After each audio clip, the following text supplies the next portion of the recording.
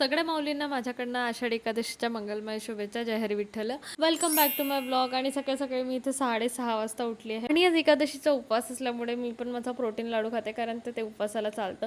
असो, जसं की हेअर वॉश केला होता आणि हेअर वॉश नंतर कोण कोण आपल्या केसांना असेच ड्राय करतात मला नक्की कमेंटमध्ये सांग. कारण हे रेडी बिडी होऊन मी झाली विठ्ठल रुक्मिणीची पूजा करायला आणि मस्त सुंदर सजवलं होतं. आणि मम्मीने मस्त छोटे छोटे 2 हार बनवले होते. म्हणजे एक तर विठू माऊलीचा बनला होता आणि रुक्मिणीचा बनवणं चालू होता, कारण फुलं पण संपले होते. मग मी ते सुद्धा तोडायला गेली आणि इतके छोटे छोटे 2 हार आम्ही बनवले मस्त आणि मस्त पूजा केली. माऊली माऊली रूप तुझे विठ्ठल विठ्ठल विठ्ठल विठ्ठल. आणि इथे मी नाश्त्याला करते भगर. त्यानंतर खाल्लं मी पापड. आता पापड, केळं, चहा हे सगळं तुम्हाला दिसतं तसं, पण याच्यामध्ये भरपूर गॅप होता.